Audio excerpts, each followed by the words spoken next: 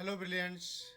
This time we are doing for class 7th, chapter 5 geography, water नाम है chapter का। और अभी हम कर रहे हैं इसका लास्ट पार्ट इस चैप्टर का। वाटर के अंदर आपने काफ़ी कुछ सीखा।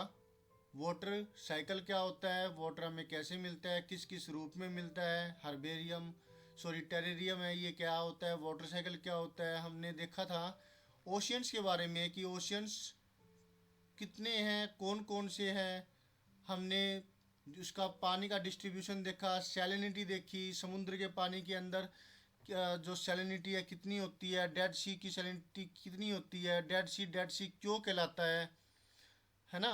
और अगर मान लिया कि हमने 2 लीटर पानी ले लिया तो फिर 2 लीटर पानी लेने के बाद भी 12 चमचिया पानी ही जो है फ्रेश वाटर है, बाकी सारा का सारा पानी सोल्टी है। और उस 12 चमचियों में भी हमारे पास कितना अवेलेबल है। क्यों ऐसा कहा जाता है कि वाटर स्कार्सिटी अर्थ के ऊपर हमारे पास इतनी ज़्यादा वाटर स्कार्सिटी है जबकि 75% वाटर है। ऐसा क्यों कहा जाता है, क्यों ये अखबार ऐसे लगातार मोटिवेट करते रहते हैं कि पानी बचाओ पानी बचाओ, क्यों? ठीक है, ये चीज़ें वाटर जो वर्ल्ड वाटर डे है ये क्यों बनाया जाता है, ओशन सर्कुलेशन क्या चीज़ है, वेव्स क्या होती है। हमने देखा था सुनामी क्या होती है, कितना डिस्ट्रक्शन इस सुनामी ने किया था भारत के ऊपर, वर्ल्ड के अंदर, जब ये 2004 को टकराई थी। हमने टाइड्स के बारे में जाना था कि टाइड्स होती क्या है, ये हमारे लिए कैसे फ़ायदेमंद होती है। टाइड्स वाकई में बहुत फ़ायदेमंद होती है फिशरमैन के लिए, और जो शिप्स हार्बर पर आते हैं, जो शिप्स बंदरगाह पर आते हैं। अब इसका लास्ट टॉपिक है ओशियन करंट्स, ये अब हम करने जा रहे हैं। देखिए, ये एक एक्टिविटी है। Fill 3/4 of a bucket with tap water, heat the water by putting an immersion rod on one side of the bucket.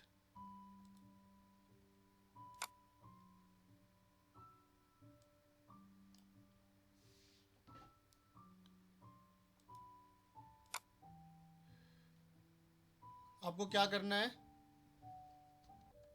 एक बकेट लेनी है, पानी की बाल्टी लेनी है और उसे 3/4 भरना है। और उसके अंदर एक रोड बीच में डाल दीजिए, मर्ज कर दीजिए, डुबो दीजिए रोड बकेट के एक हिस्से की तरफ। ठीक है। On the other side introduced an ice tray just remove from the freezer, add a drop of red ink to observe the path of current by the process of convection. अब आपको क्या करना है, इतना गर्म जो वो पानी गर्म है उसके अंदर, उसके बाद आपको क्या करना है, अभी अभी जो फ्रीजर से निकाली हुई आइस की ट्रे वो रखनी है उस बकेट के अंदर। और फिर एक बूंद लाल रंग की स्याही डाल दीजिए और देखिए कि क्या होता है। पानी जो करंट के अंदर, जो पानी के अंदर जो हलचल होगी उसमें उस इंक के साथ क्या होगा। तो ये होगा ये कि जब पानी गर्म होता है तो वहाँ की ऊपर की हवाएं क्या होती है, वो गर्म होगी। और पानी का जो फ्लो होगा वो किस तरफ होगा, ठंडे से गर्म की तरफ। अब इस चीज़ को और अच्छे से समझने के लिए कि भाई पानी का जो करंट है वो कैसे फ्लो होता है, वो चीज़ हमें बताती है कि भी समुद्र के अंदर जो पानी है वो कैसे, उसका जो करंट है वो कैसे फ्लो करता है, कैसे समुद्र का पानी मूव करता है, डायरेक्शन उसकी क्या होती है। तो जैसे आपने एयर चैप्टर में किया था हाई डेंसिटी लो डेंसिटी, तो वैसे ही ओशियन करंट्स के अंदर भी होता है। पानी का करंट, पानी का बहाव भी ऐसे ही होता है। Ocean currents are streams of water flowing constantly on the ocean surface in definite direction. जो पानी का जो बहाव होता है ओशियन के अंदर, वो लगातार एक डेफिनेट डायरेक्शन में मूव होता रहता है ओशियन सरफेस के ऊपर। क्लियर है? समुद्री पानी समुद्री सरफेस के ऊपर लगातार फ्लो होता रहता है। द ओशियन करंट्स में बी वार्म और cold. Generally the warm ocean currents originate near the equator and move towards the poles. The cold currents carry water from polar or higher latitudes to tropical or lower latitudes. तो यहाँ जो बता रखा है वो क्या है कि जो ओशियन करंट है, पानी का जो बहाव है, वो गर्म भी हो सकता है और ठंडा भी हो सकता है। गर्म कहाँ होगा? जहाँ पर इक्वेटर है, जैसे इक्वेटर और पोलर के रीजन के अंदर जो इक्वेटर पर सूरज की किरणें बिल्कुल सीधे सीधे पड़ती है, तो ज़्यादा मात्रा में टेम्परेचर वो गेट करती है, सूरज की हीट को गेट करता है इक्वेटर का area, tropical region. Torrid zone होता है, जो टोरेड जोन होता है ना, तो उस जगह पर इस चीज़ को समझने के लिए देखिए, जैसे कि ये मैंने अर्थ बना दी, ठीक है। अर्थ बनाई तो जो ये वाला हिस्सा है बिल्कुल जो सूरज के बिल्कुल सामने होता है, क्योंकि स्लांटिंग होती है ये, तो अर्थ ऐसे स्लांटिंग होती है, ऐसे घूमती है सूरज के चारों तरफ, रेवोल्यूशन होता है। तो लेकिन जो सूरज की जो किरणें हैं वो बिल्कुल सीधी सीधी यहाँ पर ऐसे पड़ेगी, जिसकी वजह से जो ये वाला हिस्सा है सबसे ज़्यादा हीट को गेट करता है। लेकिन जो स्लांटिंग है, ये वाला हिस्सा और जो ये वाला हिस्सा है, ये वाला स्लांटिंग है, ये ज़्यादा हीट गेट नहीं करता, जिसकी वजह से ये पोलर रीजन बहुत ठंडे होते हैं। समझ रहे हो? और पानी का जो फिर करंट होगा वो गर्म होकर के दूसरी तरफ बहेगा, ठंडे की तरफ, और जो ठंडे वाला इलाका है उसकी जो पानी उसकी जगह लेने के लिए वो गर्म की तरफ बहेगा। ये कॉन्सेप्ट है।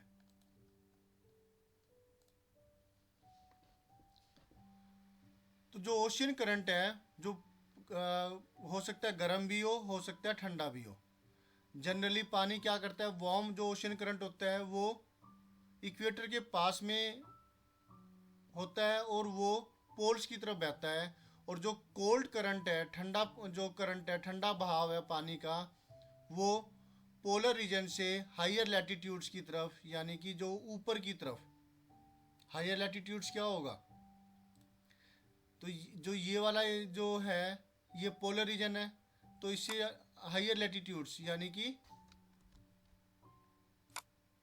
इस तरफ आएगा, इस तरफ आएगा। लैटिट्यूड जैसे जैसे ऊपर की तरफ आएंगे हायर होता रहेगा इक्वेटर की तरफ, यानी कि समझ रहे हो। तो यहाँ के मुकाबले में तो यहाँ पर गर्मी ज़्यादा ही है, क्योंकि सन रेज सीधी पड़ रही है। और इसी तरह से यहाँ पर पोलर रीजन है, तो पानी का भाव जो है यहाँ से ऊपर की तरफ आएगा, यहाँ पर ऐसे हायर लैटिट्यूड्स की तरफ, ठीक है।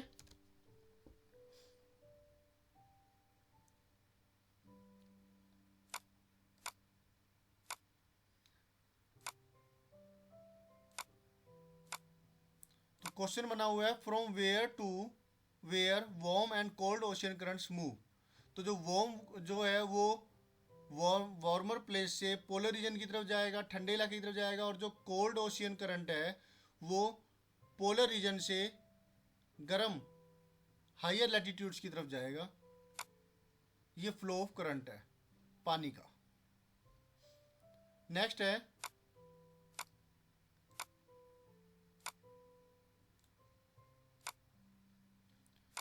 Name the cold and warm ocean currents.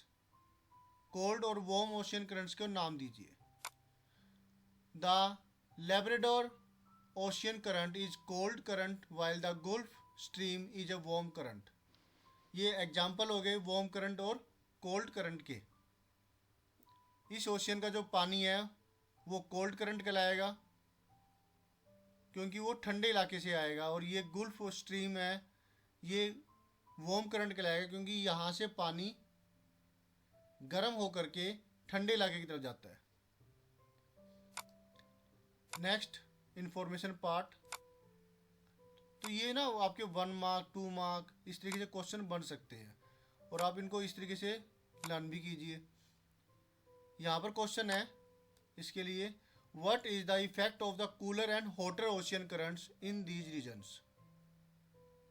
क्या असर पड़ता है ठंडा और जो गर्म ओशियन करंट होते हैं इन हिस्सों के ऊपर, क्या प्रभाव पड़ता है इसका। The ocean currents influence the temperature conditions of the area. Warm current bring about warm temperature over land surface.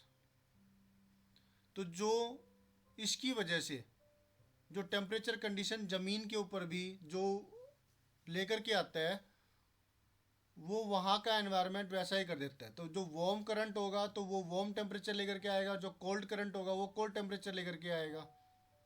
ये तो ऑब्वियस सी बात है।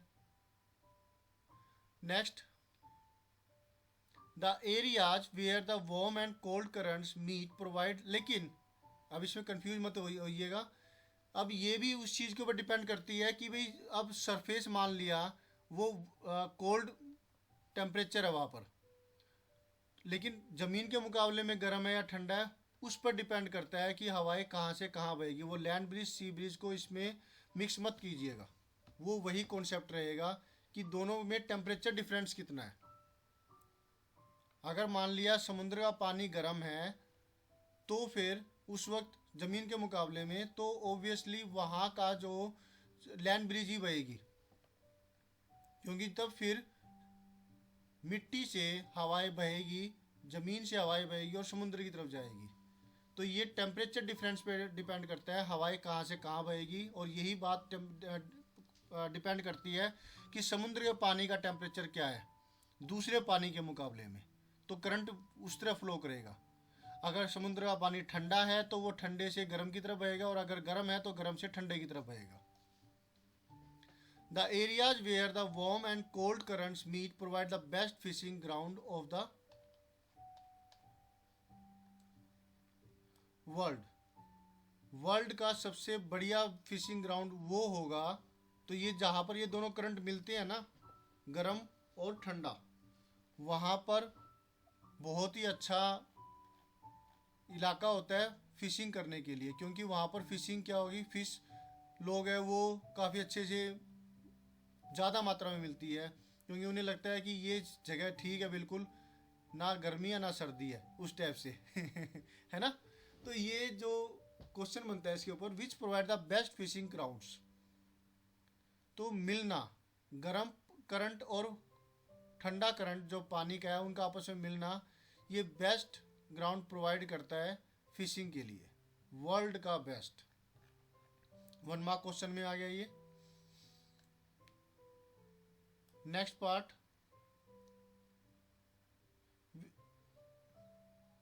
सीज अराउंड, अच्छा ये एग्जांपल दे रखा है, seas around Japan and eastern coast of North America are such examples. Japan के पास में जो समुद्र है और जो नॉर्थ अमेरिका है उसके ईस्टर्न कोस्ट की तरफ जो समुद्री पार्ट है, ये ऐसा ही एग्जांपल है जहाँ पर कि गर्म और ठंडा करंट मिलते हैं और यहाँ पर फिर फिशिंग बहुत अच्छी होती है।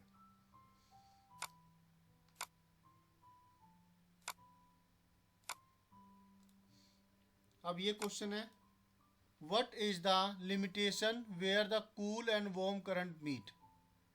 क्या कमी हो जाती है जहाँ पर ये दोनों करंट मिलते हैं। ये तो फ़ायदा हो गया एक तो कि जब वहाँ पर मछलियाँ अच्छी पकड़ी जा सकती है, लेकिन कमी क्या है। The areas where a warm and cold current meet also experience foggy weather making it difficult for navigation. वो एरिया जहाँ पर गर्म और ठंडे जो पानी का बहाव है मिलता है, समुद्री बहाव मिलता है, वहाँ पर जो वेदर होगा फोगी होगा, क्योंकि भाप बनेगी, धुंध सी बनेगी, मिस्ट होगी, जिसकी वजह से शिप्स वगैरह को नेविगेशन में जाने में ये दिक्कत आएगी। देखिए जो हाँ कुछ फ़ायदा है कुछ नुकसान भी होगा, दिन है तो रात भी होगी। और इस तरीके से हमने ये वाला चैप्टर है वो कंप्लीट कर लिया। अगर आप इसको समझना चाहते हैं तो ये देखिए, वाटर करंट है, जो ऊपरी हिस्सा है वो ठंडा इलाका है, तो क्या होगा, और नीचे वाला गर्म इलाका है, तो पानी का बहाव यहाँ से गर्म से ठंडे की तरफ बह रहा है और ठंडा होकर के वो नीचे की तरफ बह रहा है। तो ये ऐसी इस तरह से फ्लो दिखाई दे रहा है। यहाँ पर भी यही फ्लो है ना। और यहाँ पर पानी सीधा चल रहा है, कोल्ड करंट है। और ये वार्म करंट, लाल के लिए वार्म करंट है और ठंडे के लिए कोल्ड करंट है। ऊपर का जो ये कोल्ड करंट आ रहा है ऊपर से, और नीचे से पानी गर्म होकर के ऊपर की तरफ जा रहा है। इक्वेटर, ये इक्वेटर है 0 डिग्री। तो इसके ऊपर की तरफ हवाएं गर्म है, तो गर्म होने के पर वो ऊपर की तरफ बहती है। समुद्री पानी जो है वो ऊपर की तरफ बह रहा है दूसरी तरफ पोलर रीजन की तरफ, और यहाँ पर नीचे से नीचे वाले पोलर रीजन की तरफ बह रहा है। क्लियर हो रहा है? ये तो इसमें कन्फ्यूजन तो नहीं है ना कि ये ऊपर की तरफ भी जा रहा है नीचे की तरफ भी जा रहा है। ये क्या मतलब हुआ? नीचे वाले में नीचे वाले के हिसाब से ये नीचे वाले पोलर रीजन की तरफ जा रहा है और ऊपर वाले में ऊपर वाले पोलर रीजन की तरफ फ्लो कर रहा है। तो ये पानी का फ्लो अलग अलग हिस्से पर अलग अलग तरीके से, यहाँ पर ये ऐसे फ्लो कर रहा है और यहाँ पर ये ऐसे फ्लो कर रहा है। इसी तरीके से इस जगह पर पानी का फ्लो ऐसे हो रहा है और जो नीचे नीचे है वो सीधा सीधा जा रहा है। क्लियर हुआ? Very good. Thank you students for watching our on video. फटाफट से वीडियो को लाइक कर दीजिए, सब्सक्राइब कर दीजिए इस चैनल को अगर अब तक आपने नहीं किया है तो। लाइक करने के बाद और सब्सक्राइब करने के बाद बेल आइकन दबाना मत भूलेगा ताकि आपको लेटेस्ट अपडेट मिलती रहे। मैं मिलूँगा आपको इसी वीडियो प्लेटफॉर्म के ऊपर, इस चैनल पर, नेक्स्ट चैप्टर के साथ। Always have a great time. Bye.